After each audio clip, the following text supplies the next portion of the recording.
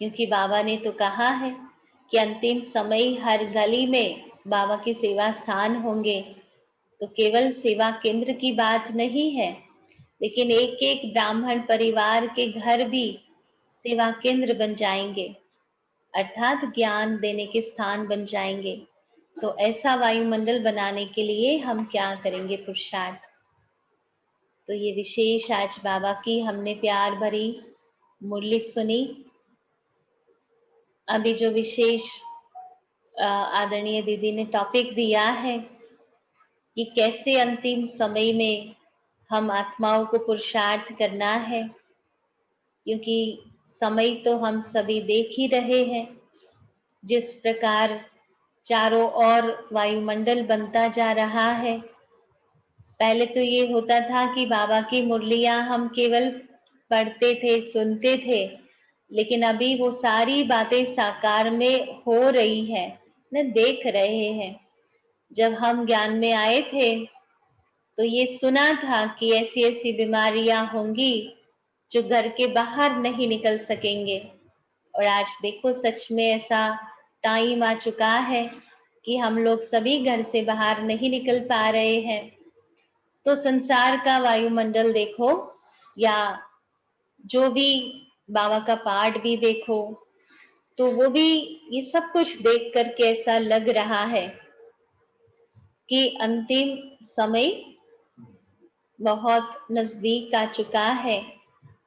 कहते हैं कि जब टीचर पढ़ाना पूरा कर देता है तब एग्जाम का टाइम स्टार्ट होता है, और हमारी तो ऐसी वंडरफुल पढ़ाई है जो पढ़ने के साथ साथ एग्जाम भी चलती ही रहती है, प्रैक्टिकल। लेकिन अभी तो क्या अनुभव करते हैं कि बाबा का कोर्स भी पूरा हो गया, कोर्स भी पूरा हो गया, उसके बाद रिवाइज कोर्स भी पूरा हो गया, उसके बाद रियलाइजेशन कोर्स आया, वो भी पूरा हो गया, है ना। तो अभी लास्ट अंतिम कोर्स बाकी रहा है, वो है लिबरेशन कोर्स। तो बाबा का ये सारा देख करके यही लग रहा है, बाबा की बातें सुन करके, संसार की हालतें देख करके, कि अभी अंतिम समय बहुत बहुत बहुत नजदीक आ चुका है। और अभी तो हम इतने खुश नसीब हैं कि जो साइंस के साधन भी चल रहे हैं, हम एक दूसरे को भले ऑनलाइन ही मिल रहे हैं। मैं तो कहती कि ये कोरोना का एक प्रकार से वरदान ही कहो कि हम ऑनलाइन और ज्यादा क्लासेस सुन रहे हैं और भिन्न भिन्न आत्माओं का लाभ ले रहे हैं, जो रेगुलर में नहीं होता था। तो उसके काफी सारे फायदे भी दिखाई दे रहे हैं कि ब्राह्मणों की अवस्था वो भी तो मजबूत हो रही है। तो ये इतना सारा जो हम पॉजिटिव ले तो रहे हैं, क्योंकि ब्राह्मण है तो नेचुरल है पॉजिटिव ही लेंगे। लेकिन आप सोचिए कि एक टाइम अगर ऐसा आए कि जिसमें नेट भी नहीं चल रहा है, कोई साइंस के साधन काम नहीं कर रहे हैं, तब हम अपनी अवस्था को कैसे मेंटेन करेंगे। अभी तो एक दूसरे को हम देख लेते हैं ऑनलाइन, फिर तो ना देखना होगा ना सुनना होगा। तो उस समय क्या करेंगे, हमारे ऐसी कौन सी स्थिति होनी चाहिए या ऐसा कौन सा पुरुषार्थ होना चाहिए जो हम आत्माओं को करना है। तो इस प्रकार से आज हम विशेष कुछ एक जो चिंतन हमने किया है, कुछ एक जो प्रैक्टिस मैं जो पर्सनली कर रही हूँ बाबा की बातों को देख करके सुनते हुए, तो वो थोड़ा सा आज शेयरिंग करने का मौका दिया है दीदी ने। तो आप सभी भाई बहनों के साथ वही बातें मैं शेयर करना चाहती हूँ। तो जब से ये लॉकडाउन स्टार्ट हुआ है और बहुत सारे क्लासेस भी चल रहे हैं, तो उस समय मेरा अनुभव, मेरा चिंतन विशेष रूप से यही रहा कि बाबा और मम्मा ने जिस प्रकार से पुरुषार्थ किया, तो वो पुरुषार्थ जो बाबा और मम्मा ने किया, तो उनका आधार क्या रहा था। तो बहुत उस पर चिंतन चला कि साकार बाबा और मम्मा के सामने या हमारी दादियों के भी सामने ऐसे कोई अलग-अलग क्लासेस, इतनी सारी पुस्तकें, ऑनलाइन क्लासेस, ये सब कुछ नहीं था। केवल और केवल एक मुरली थी उनके पास, जिनको पढ़ते हुए वो संपन्न बन गए। तो ये कितनी बड़ी बात है। आज हमारे पास अनेकों, हज़ारों भाई-बहनों के क्लासेस हैं, जब चाहे तब सुन सकते हैं। पहले तो ये होता था कि जब भट्ठी के प्रोग्राम्स होते थे, मधुबन जाते थे या विशेष सेवा केंद्रों पर जब भट्ठियाँ होती थी और अन्य आत्माओं को बुलाया जाता था, तब हम अपने आप को चार्ज करते थे, अलग-अलग प्रकार की क्लासेस सुनते थे, पुरुषार्थ करते थे। लेकिन अभी आप एक क्लिक पर हज़ारों भाई-बहनों को सुन सकते हैं।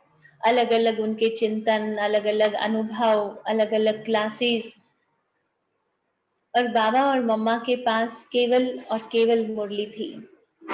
तो मुझे विशेष ये संकल्प चला तब से ही कि मुझे जो अटेंशन देना है वो मुरली पर देना है। एक मुरली ही वो माध्यम है जो हम सभी आत्माओं को संपन्न बना सकती है, महान बना सकती है, परिवर्तन ला सकती है। और ये हम सबका भी अनुभव रहा हुआ होगा कि चाहे किसी भी आत्मा के क्लासेस हम कितने भी बार क्यों न सुन लेवें, लेकिन धारण करने की शक्ति नहीं मिलती।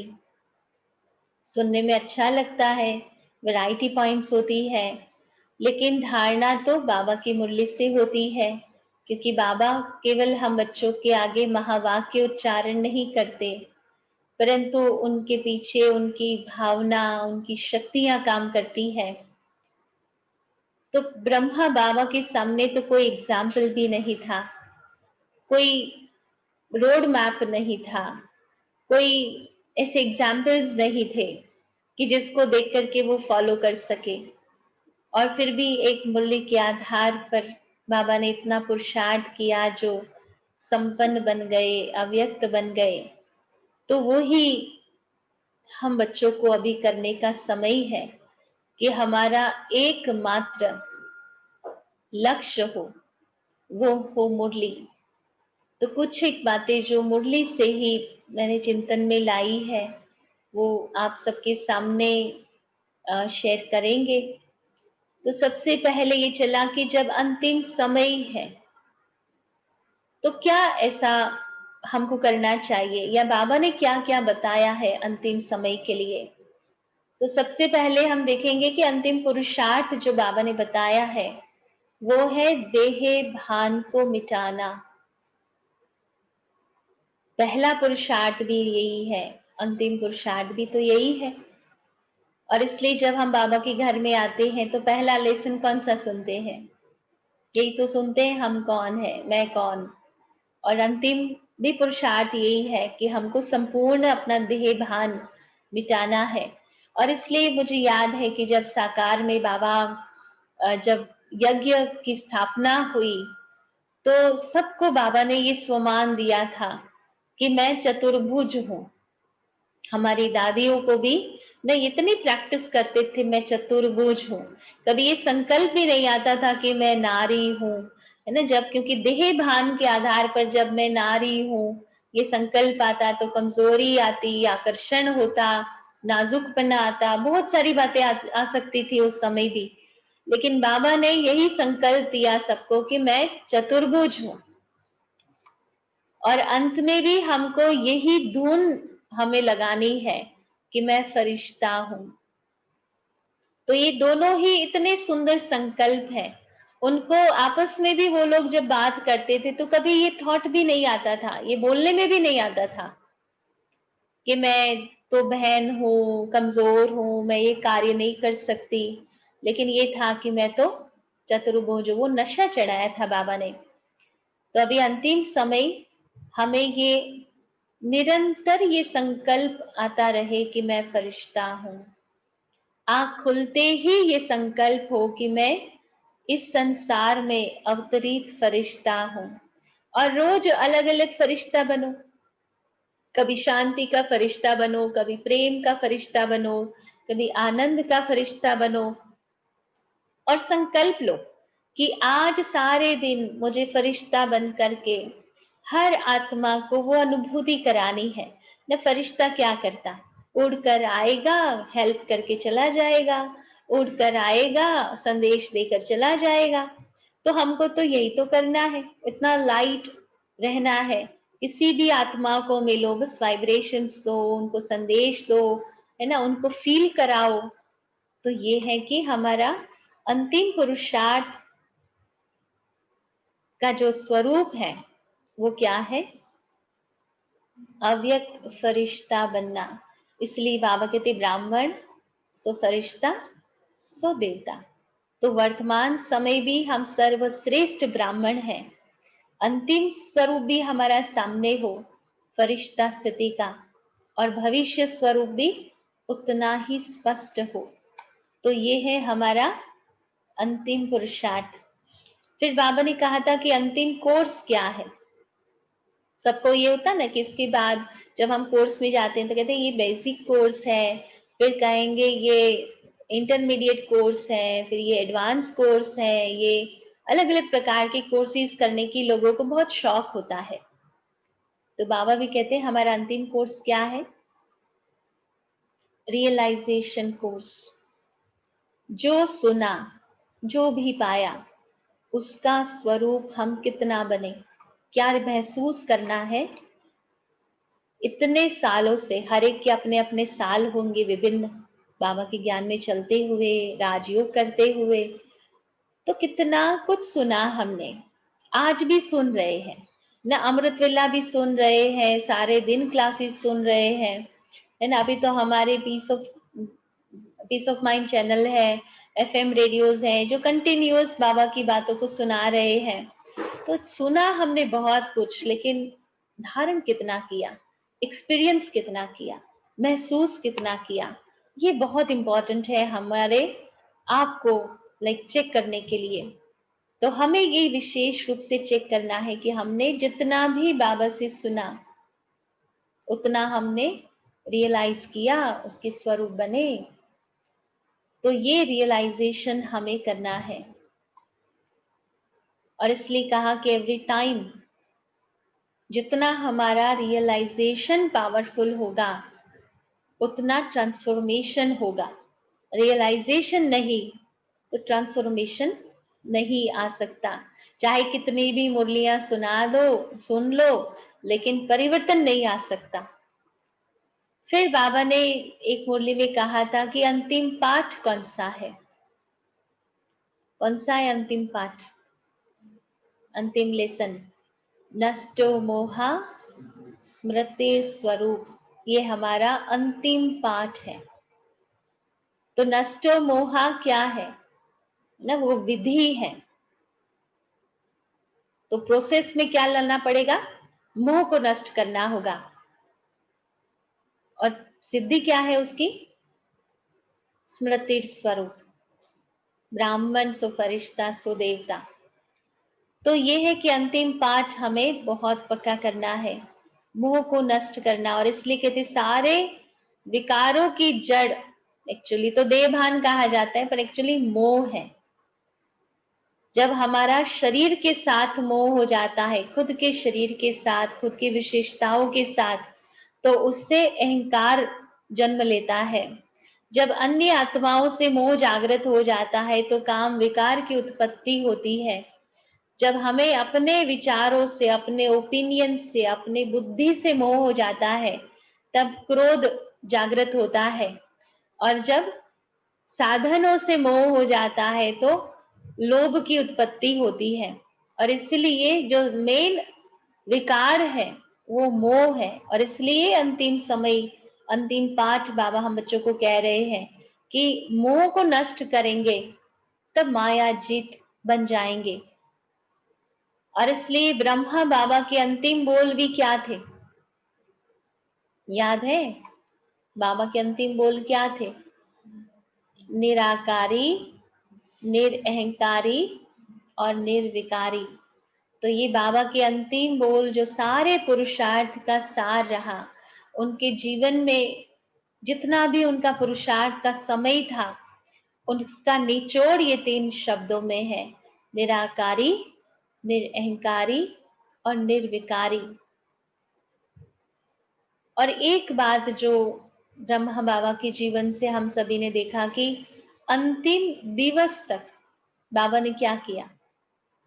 अपनी दिनचर्या को नहीं छोड़ा। अंतिम दिवस तक सारा कारोबार एज इट इज पूरा किया। और साकार बाबा के टाइम रात्रि क्लास भी चलता था। तो उस दिन जैसे बाबा को पहले से ही ये प्रेरणा आ चुकी थी, फीलिंग में आ चुका था, तो बाबा ने पहले से ही ये निर्देश कर दिया कि आज सब बच्चों का भोजन जल्दी हो जाएगा। और सबने जल्दी भोजन भी उस दिन कर लिया। सबने क्लास भी कहा कि आज बाबा जल्दी क्लास लेगा, रात्रि क्लास। तो सबका क्लास भी हुआ।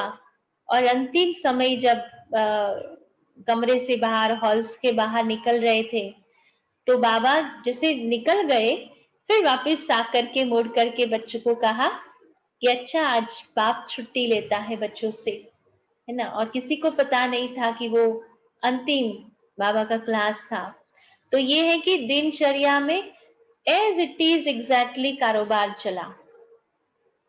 तो मुझे यही संकल्प आया कि ब्राह्मणों को और कोई विशेष पुरुषार्थ करने की आवश्यकता ही नहीं है। केवल बाबा को फॉलो करना है, जो ब्राह्मण दिनचर्या बाबा ने हम बच्चों को दी है। अमृत वेला करना, मुरली क्लास करना, और केवल मुरली नहीं, उसके पहले जो योग है, उस स्वयं में योग की शक्ति भर करके मुरली सुनना, योग युक्त मुरली सुनना, उस भाव से मुरली सुनना कि भगवान स्वयं मुझे सुनाने आए हैं और आज मुझे विशेष पॉइंट मिलेगी जिससे मेरे जीवन में परिवर्तन आएगा। तो इतने ऊंचे भाव से, संकल्प से मुरली सुनना। फिर बीच बीच में जो बाबा ने हम बच्चों को ट्रैफिक कंट्रोल का भी समझाया। ट्रैफिक कंट्रोल तो नाम है, लेकिन बाबा ने विशेष रूप से, हम लोग अभी यहाँ नवरंगपुरा में रोज रात्रि को अव्यक्त मुरली पढ़ते हैं। तो वैसे यूजुअली सबका यही होता है कि 1969 से मुरली आरंभ करना। हमने इस बार थोड़ा सा अलग किया। हमने पीछे से मुरली स्टार्ट की, जो लास्ट मुरलियां चली 2016 की, 15-16 की, तो वहां से पढ़ना आरंभ किया।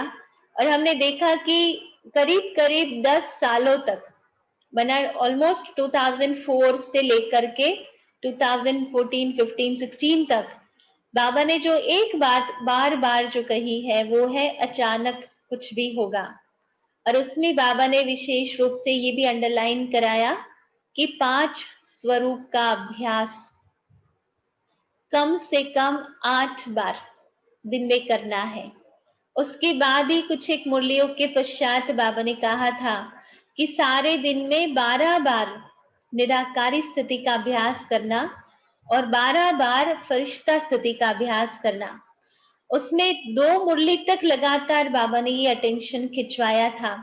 बाबा ने कहा था कि कम से कम 10 मिनट निराकारी स्थिति में बैठना, 10 नहीं हो तो 8, 7, कम से कम 5 मिनट तो जरूर ये प्रैक्टिस करना।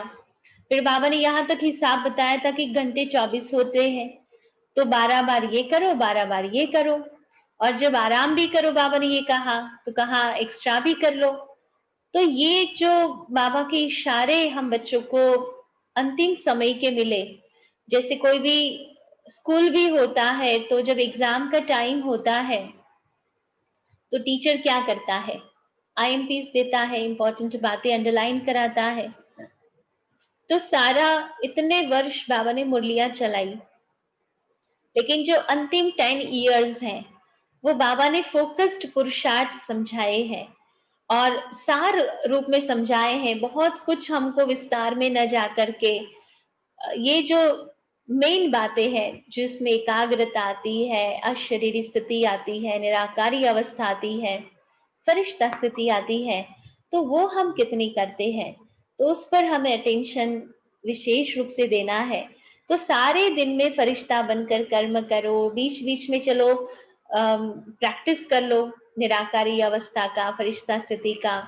और रात्रि को सोने के पूर्व बाबा की एक साकार मुरली में आया था कि जिनको अपनी अवस्था बहुत अच्छी बनानी है, तो रात्रि को कम से कम आधा घंटा बाबा को याद में बैठकर फिर सोना है। तो ये टिप्स है, बाबा की मेन बातें हैं। तो दिनचर्या हमारी एक्यूरेट रहे। यहाँ तक बाबा ने एक मुरली में कहा है कि अगर दिनचर्या ऊपर नीचे होती है, तो यह भी अपवित्रता है, अशुद्धि है। और इसलिए हम ब्राह्मणों को सिर्फ एक पुरुषार्थ करना है कि अंतिम दिवस तक ब्राह्मण दिनचर्या मिस ना हो। क्योंकि आपने देखा होगा कि जो स्टूडेंट्स भी होते हैं, वो एग्जाम के लिए कभी घबराते नहीं। वो कौन से स्टूडेंट्स होते हैं जो हर रोज अपना होमवर्क कर लेते हैं, हर रोज का हर रोज पाठ पक्का कर लेते हैं, हर रोज अच्छे से पढ़ाई कर लेते हैं। उनका कभी भी एग्जाम ले लो, वो अच्छे ही मार्क्स लाएंगे। तो हमको भी क्या करना है, कोई वेट नहीं करना है कि अंतिम एग्जाम कब आएगी, लेकिन हमें रोज का रोज अपनी स्थिति इतनी अच्छी बनानी है। इसलिए मम्मा भी कहती थे कि हर घड़ी अंतिम घड़ी समझो। तो हमें और कुछ नहीं करना है, ये मोमेंट श्रेष्ठ स्थिति बनानी है। हर क्षण हम इतनी अच्छी अवस्था में हो, इतने अच्छे संकल्पों के साथ हो, इतना अच्छा व्यवहार करें लोगों के साथ कि हमको एक के बारे में भी पश्चाताप न करना पड़े। पश्चाताप तो चलो बहुत दूर की बात है, लेकिन एक बोल के लिए भी हमको सेकंड थॉट नहीं देना पड़े, वरना दूसरी बार वो सोचना नहीं पड़े कि ये मैंने ठीक किया या नहीं किया। परफेक्ट हो, तो हर सेकंड परफेक्ट होगी, तो लाइफ तो परफेक्ट हो ही जाएगा। तो हम सबको परफेक्ट बनना है, इसलिए ना कोई डिफेक्ट देखनी है, ना कोई इफेक्ट में आना है। तो ये हमारा सबका संकल्प हो। और साथ साथ बाबा के जीवन से देखा कि अंतिम समय तक, अंतिम दिन तक, अंतिम घड़ी तक समय, संकल्प सब कुछ सफल किया है बाबा ने। तन मन धन तो मोटे रूप से सफल किया ही है, संपूर्ण रूप से, लेकिन समय और संकल्प भी बाबा ने सफल किए हैं, तब आज नंबर 1 आत्मा बने हैं। तो हमें भी सब कुछ सफल करना है।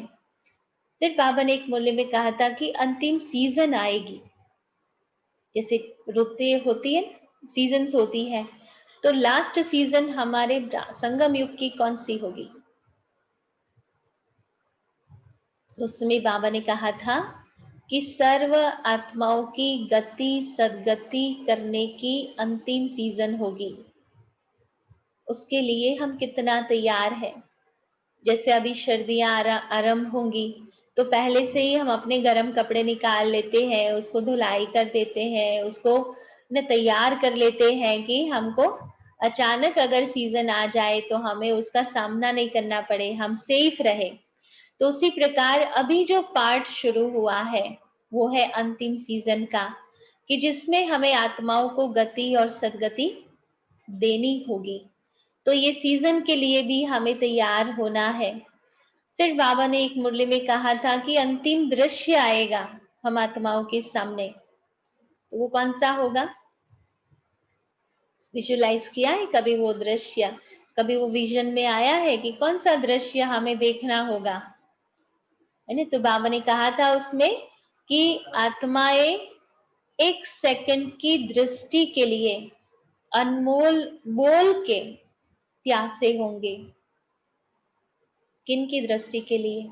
तो बाबा ने उस समय कहा कि मेरे हर बच्चे की दृष्टि के लिए, उनके बोल के लिए प्यासी होंगी। और उस समय ऐसा न हो कि हमारे दर पर कोई आ जाए और भूखा प्यासा चला जाए।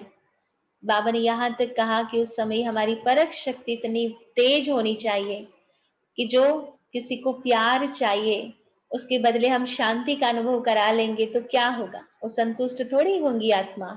या किसी को शांति चाहिए, हमने उसको खुशी दे दी, वो भी तो नहीं चलेगा। तो हमें ये प्रैक्टिस करनी है कि हमें अंतिम दृश्य के लिए स्वयं को तैयार करना है कि कोई भी आत्मा हमारे सामने आए, हमारी दृष्टि से, हमारे हर एक शब्दों से उनको अनुभूति हो, उनको प्राप्ति हो और वो जो चाहिए वो उनको प्राप्त हो। फिर बाबा ने ये कहा कि अंतिम स्वरूप हम बच्चों का कौन सा होगा, न ऐसा कौन सा स्वरूप दिखाई देगा जो प्रत्यक्ष होगा संसार के सामने, तो वो है इच्छा मात्रम अविद्या का स्वरूप। और दूसरा उसमें मुझे याद है बाबा ने कहा था कि महाकाली स्वरूप अर्थात आसुरी वृत्तियों को समाप्त करने का स्वरूप होगा। बाबा ने कई बार ये मुरलियों में समझाया है कि अंतिम समय ऐसी आसुरी दृष्टि वृत्ति वाली आत्माएं हमारे समक्ष आएंगी जो हमारे लिए टेस्ट पेपर बन जाएंगी।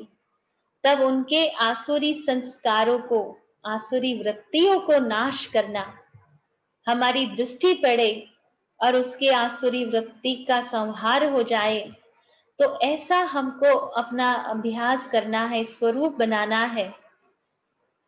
यहाँ तक बाबा ने कहा कि वो आत्माएं जब हमारी परीक्षा के लिए आएंगी, तो न केवल हमारे आसुरी संस्कार लेकिन अन्य आत्माओं के आसुरी संस्कार हमारे दृष्टि की शक्ति से नष्ट हो जाए, तो ये स्वरूप हमें धारण करना होगा।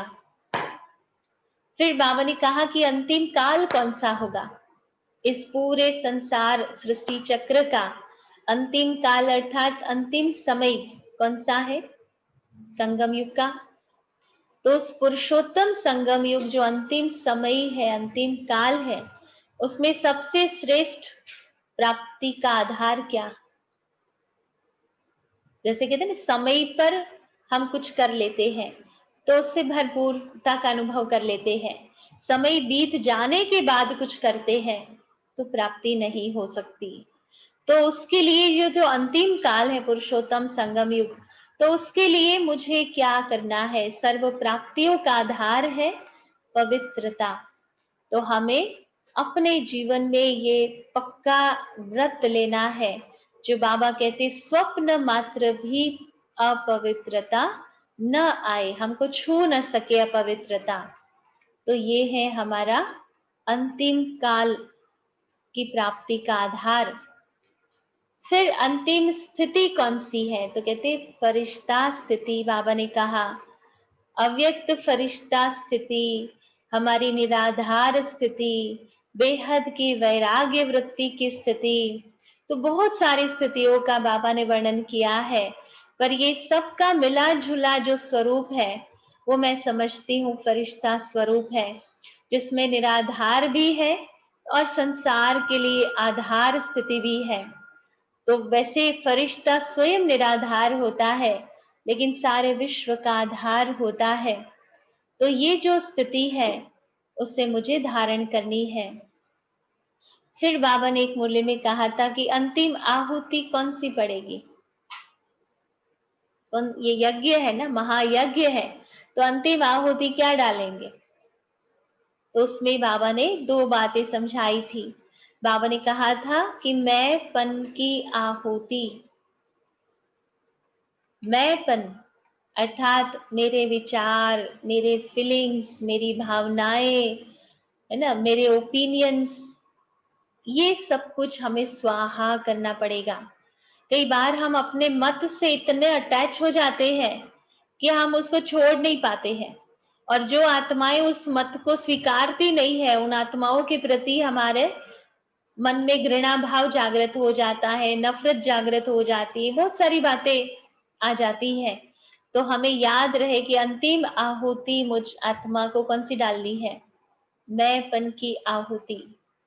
और दूसरा बाबा ने कहा था अंतिम आहुति है सभी ब्राह्मण आत्माओं की प्रसन्नता। जब सारी आत्माएं, ब्राह्मण आत्माएं प्रसन्न रहना शुरू कर देंगी, वो अंतिम समय होगा यज्ञ का। तो यज्ञ की अंतिम आहुति बाबा ने ये समझाया था। फिर बाबा ने कहा था कि अंतिम कर्तव्य क्या है हम सभी आत्माओं का। तो बाबा ने समझाया विश्व कल्याण का कर्तव्य, ये हम ब्राह्मण आत्माओं का अंतिम कर्तव्य है। ना हम परिवार कल्याणी बने, ना सेवा केंद्र कल्याणकारी बने, ना सोसाइटी कल्याणकारी बने, न समाज, न देश, परंतु विश्व कल्याणकारी। तो ये हम सबको अपने आप को पूछना है कि सारा दिन किसके कल्याण का विचार हमारे भीतर चलता है। कभी स्व कल्याणी भी बन जाते हैं, बस मेरा उद्धार हो जाए, मेरा अच्छा हो जाए, नहीं ये भी नहीं, परंतु विश्व के प्रति जो विश्व का कल्याण का कार्य करते हैं वही तो विश्व महाराजन बनेंगे। तो अंतिम स्थिति हमें श्रेष्ठ पद का आधार बना देगी। तो इसलिए हमारा कर्तव्य हमें ना भूले कि वर्तमान समय, अंतिम समय में मेरा कर्तव्य है विश्व सेवा का। तो अंतिम सेवा क्या है? तो कर्तव्य है, लेकिन करेंगे कैसे? नहीं तो मनसा सेवा, या जिसको कहते हैं मनोबल की सेवा। माना हमारा मन इतना एकाग्र हो, इतना शक्तिशाली हो कि उसमें बल एक्यूमुलेट हो, है ना। क्योंकि जब एक्यूमुलेशन नहीं होगा तो वो बल जागृत नहीं होता है। जैसे हम लोग महाभारत में भी देखते हैं कि जब महाभारत का अंतिम द्वंद्व युद्ध था, युधिष्ठिर अरे भीम और दुर्योधन के बीच में, तब गांधारी जो थी उनको भी चिंता थी कि कल द्वंद्व युद्ध में क्या होगा। तो अपने बच्चे के मुंह के पीछे वो दुर्योधन को कहते हैं कि आज रात्रि आप स्नान करके निर्वस्त्र मेरे समक्ष आना। और जब वो आते हैं, बीच में स्टोरी तो पता है श्री कृष्ण जी कैसे दुर्योधन को कहते हैं कि अरे आप छोटे थे तब तो अलग बात थी, अभी तो आप बड़े हो गए हैं, आप अपनी माता के सामने ऐसे कैसे जा सकते हो। तो दोनों को फिर कुछ एक वस्त्र से अपने शरीर को ढकने के लिए प्रेरणा देते हैं।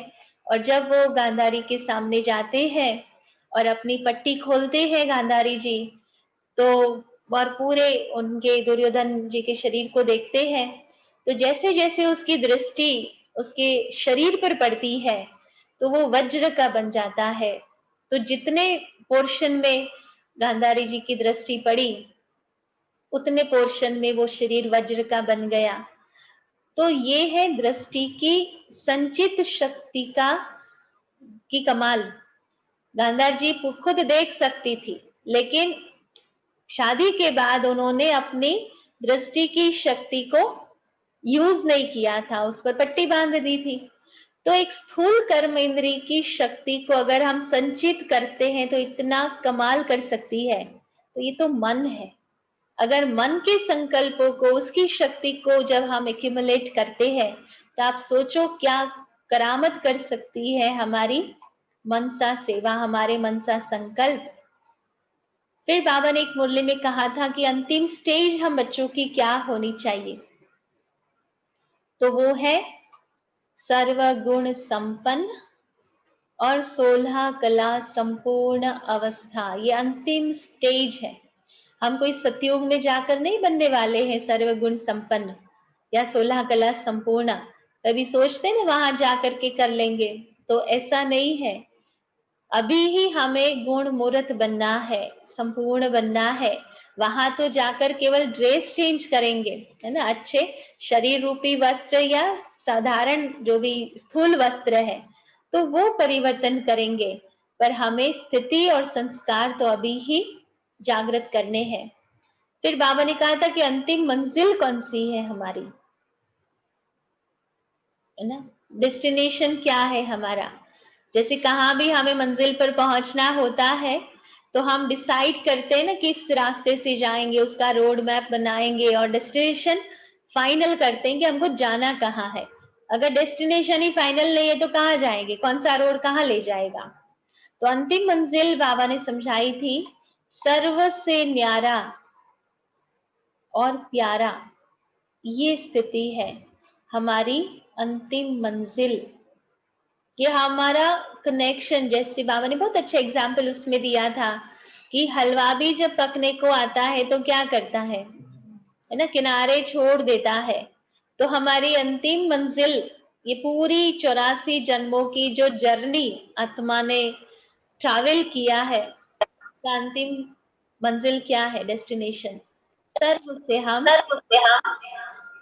न्यारे हो जाए, है ना, और प्यारे हो, अर्थात जहां केवल आत्मिक स्मृति, आत्मिक दृष्टि रहती है, तो वो न्यारा भी है और ये प्यारापन भी है। फिर बाबा ने कहा कि अंतिम नारा कौन सा होगा, तो कौन सा है वो नारा? कौन सा है वो नारा? भारत माता शक्ति अवतार का नारा होगा। तो अंतिम समय ये नारी शक्ति प्रत्यक्ष होंगी। और अंतिम चित्र कौन सा होगा?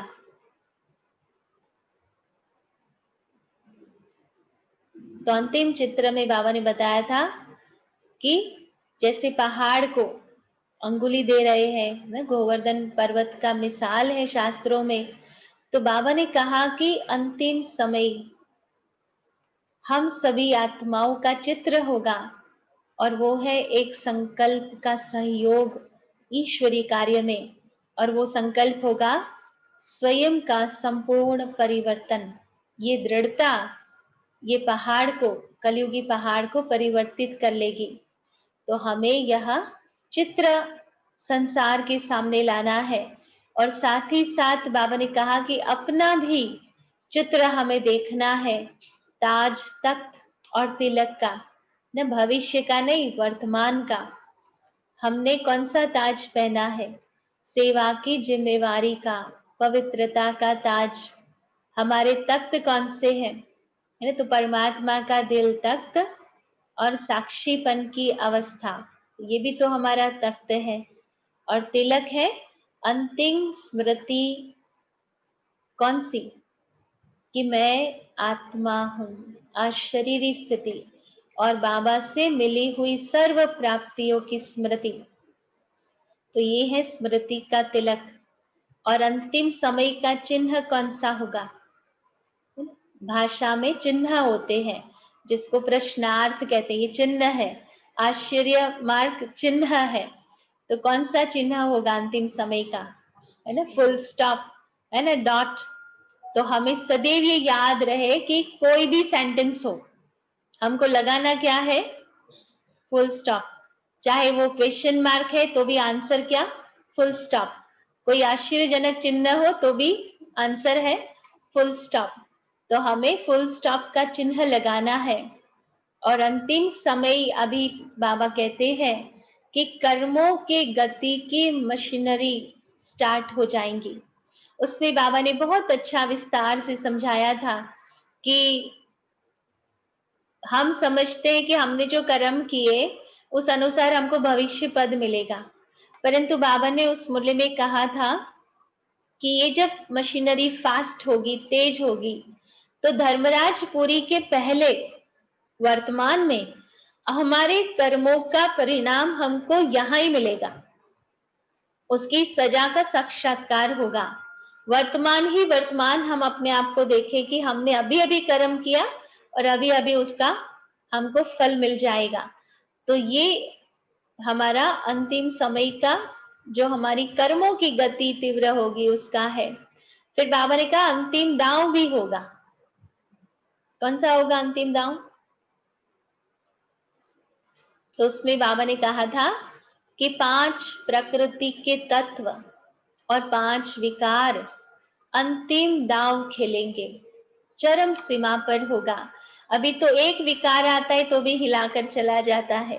तो आप सोचो कि 5 विकार इकट्ठा वार करेंगे, या प्रकृति, कहाँ भूकंप आया, कहाँ बाढ़ आ गई, तो एक आध तत्व की बात है, पर पांचों ही तत्व साथ में वार करेंगे। तब क्या एक सेकंड में हम अशरीरी हो सकते हैं, बाबा को प्यार से याद कर सकते हैं, मन शांत रह सकता है। तो ये अंतिम दांव भी प्रकृति और विकार खेलेंगे। और लास्ट में बाबा ने कहा कि वो जब अंतिम दांव खेले प्रकृति और माया, तब हमको अंतिम बॉम्ब फोड़ना है। कौन सा फोड़ेंगे? बाबा ने कहा अंतिम बॉम्ब है परमात्मा प्रत्यक्षता। आत्मा की प्रैक्टिस तो कब से करते आए हैं, लेकिन जब हमारा बाबा आ गया, जब ये बात सामने आएंगी तब वो अंतिम नजारा होगा, अंतिम समय होगा। तो ये अंतिम बॉम्ब फोड़ने की हमको तैयारी करनी है, और उसका रिजल्ट, अगर ये बॉम्ब फूट जाएगा तो अंतिम रिजल्ट क्या होगा? बाबा ने कहा था अंतिम रिजल्ट है लिबरेशन कोर्स, माना सारे संसार को मुक्ति और जीवन मुक्ति प्राप्त होगी। तो ये है अंतिम परमात्मा प्रत्यक्षता के बाद कुछ एक आत्माओं को मुक्ति का स्टैंप लगेगा और हम आत्माओं को जीवन मुक्ति का स्टैंप लगेगा। तो ऐसी ये कुछ एक बातें विशेष रूप से 18 अंतिम समय के लिए बाबा ने जो कही हुई बातें हैं, तो हमें उन बातों को ध्यान में रखना है, पुरुषार्थ करना है और अटेंशन रखना है कि हमारे परम शिक्षक ने फाइनल पॉइंट्स, इम्पोर्टेंट टिप्स कौन सी दी है, उसके अनुसार हमें अपना जीवन, अपना पुरुषार्थ उस डायरेक्शन में हमको ले जाना है। तो बाबा ने हर बात हम बच्चों के सामने स्पष्ट कर ली है। अभी केवल देर है तो उन बातों को अपने जीवन में प्रत्यक्ष करने की।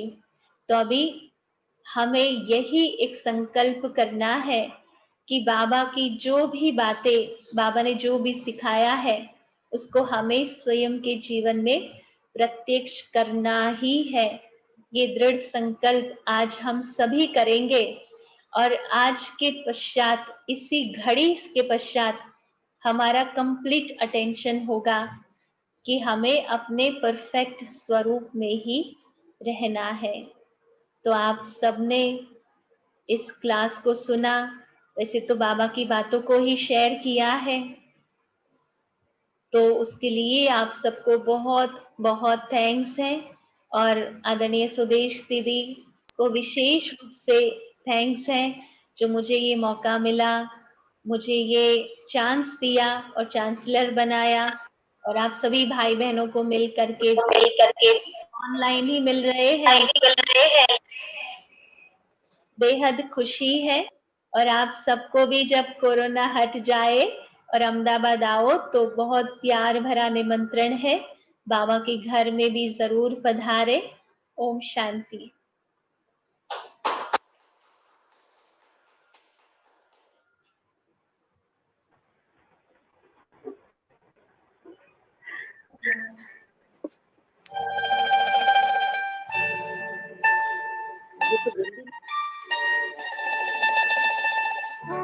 आज विशेष हमारे यहाँ कुमार भाई है, सारंग भाई, तो उनकी भी दिल की इच्छा है कि आप सबको बाबा का गीत गा करके सुनाए। तो आप सभी बस 5 मिनट थोड़ा इंतजार करेंगे और सारंग भाई से बहुत सुंदर बाबा की याद का गीत भी सुनेंगे।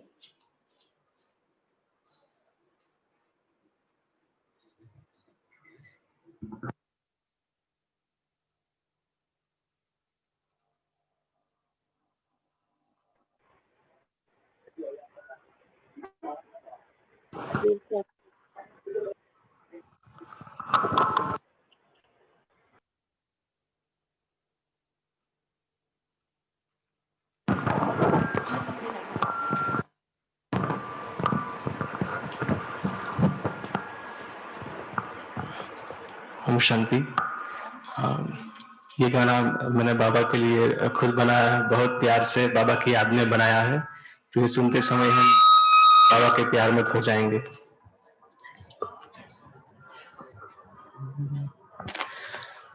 मुझे अपना बनाने वाले तुझे हर पल दिल मेरा याद करे, मुझे जीना सिखाने वाले तुझे हर पल मन मेरा याद करे, मुझे अपना बनाने वाले तुझे हर पल दिल मेरा याद करे, मुझे जीना सिखाने वाले तुझे हर पल दिल मेरा याद करे। मुझे प्यार से रोज जगाते हो, मुझे पलकों पे अपनी सजाते हो। प्यार से रोज जगाते हो, मुझे पलकों पे अपनी सजाते हो। मीठे बच्चे कह कर बाबा, मीठे बच्चे कह कर बाबा, मीठी बात सुनाते हो। मुझे चलना सिखाने वाले, तुझे हर पल दिल मेरा याद करे। मुझे जीना सिखाने वाले, तुझे हर पल मन मेरा याद करे। दिन भर मेरे साथ हो रहते, मुझको बड़ा बहलाते हो। दिन भर मेरे साथ हो रहते, मुझको बड़ा बहलाते हो। रात को अपनी गोद में बाबा, रात को अपनी गोद में बाबा, मीठी नींद सुलाते हो। मुझे उड़ना सिखाने वाले, तुझे हर पल दिल मेरा याद करे। मुझे जीना सिखाने वाले, तुझे हर पल मन मेरा याद करे। मीठे बाबा, प्यारे बाबा, हर पल दिल ये गाता है। मीठे बाबा, प्यारे बाबा, हर पल दिल ये गाता है। तेरे रंग में रंग कर बाबा, तेरे रंग में रंग कर बाबा, धुए गुनगुनाता है। मुझे गाना सिखाने वाले, तुझे हर पल दिल मेरा याद करे। मुझे जीना सिखाने वाले, तुझे हर पल मन मेरा याद करे। मुझे अपना बनाने वाले, तुझे हर पल दिल मेरा याद करे। मुझे जीना सिखाने वाले, तुझे हर पल मन मेरा याद करे। ओम शांति। Thank you. बहुत सुंदर, बहुत सुंदर। इतना सुंदर गीत गाया जैसे कोई प्रोफेशनल होते हैं। तो बाबा के बच्चों में, सभी बच्चों में कोई ना कोई विशेषता तो होती है। अभी हमारी जयंती बहन, हाँ जयंती बहन आप। ओम शांति। ओम शांति। सारंग भाई को भी बहुत बहुत सुंदर गीत गाने के लिए बहुत बहुत धन्यवाद है। आज सर्वप्रथम परमपिता परमात्मा शिव पिता का बहुत बहुत धन्यवाद करती हूँ, जो आज के दिन अहमदाबाद, नोएडा और ग्रेटर नोएडा तीनों का महासंगम है। इसीलिए बाबा का बार बार धन्यवाद है, धन्यवाद है। और आज का जो टॉपिक है, हमको इतने सुंदर हमारा स्वरूप कैसा होना चाहिए और हमारी स्थिति कैसी होनी चाहिए, हमारी स्टेज कैसा होना चाहिए, और मधुर महावाक्य परमात्मा का सिर्फ सुनाया नहीं है, सुनाने के साथ साथ हम सभी को एक एक शब्द का गहरी राज अनुभव कराने के लिए इशिता दीदी का मैं बहुत बहुत दिल से धन्यवाद करती हूँ, धन्यवाद करती हूँ। दीदी जी, आप हमें ऐसे बीच बीच में अनुभव की क्लास हम सभी भाई बहनों का आप अगर कराएंगे हमें बहुत अच्छा लगेगा। और हमारे नोएडा सेंटर के बड़ी दीदी सिल दीदी जी का और सुदेश दीदी जी का भी मैं बहुत बहुत धन्यवाद करती हूँ कि आप नए नए प्रोग्राम बनाते रहते हैं और नए नए महारथी भाई बहनों का अनुभव क्लास हमें कराने का निमित्त बने हैं। तो आपका भी दीदी जी मैं बहुत बहुत धन्यवाद करती हूँ। और साथ में हमारे संतोष भाई जी जो साइंस के द्वारा हम एक दूसरे को मिलाने का और इतने सुंदर क्लास सुनने का घर बैठ के तो वो निमित्त बने, तो भाई जी का भी मैं बहुत बहुत धन्यवाद करती हूँ। और सबसे बड़ी बात है जो हमारे बाबा के मीठे मीठे भाई बहन अपने घर में बैठकर कहीं जाना नहीं पड़ेगा। देखो हमें जाने के लिए अहमदाबाद तो नहीं गए दीदी से मिलने के लिए, लेकिन यहाँ पर अपने घर में बैठकर इतने सुंदर परमात्मा की महावाक्य के साथ साथ दीदी जी का अनुभव सुने बड़े पेशेंस से। तो आपका भी मैं बहुत धन्यवाद करती हूँ, धन्यवाद करती हूँ। ओम शांति। ओम शांति। हाँ, ओम शांति। हाँ जी इशिता बहन जी, मैं भी आपका बहुत बहुत धन्यवाद करती हूँ, धन्यवाद करती हूँ। और जिन भाई जी ने गीत गाया उनका भी बहुत बहुत बहुत धन्यवाद करती हूँ।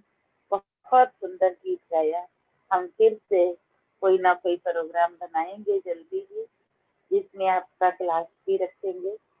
और जो भी आपके ऐसे भाई बहन हैं बाबा के बच्चे जिनके अंदर ऐसी ऐसी कला है, विशेषता है, उनका भी आप प्रोग्राम जरूर करें। ओके, ओम शांति। शांति। बहुत बहुत थैंक्स। तो आपका है।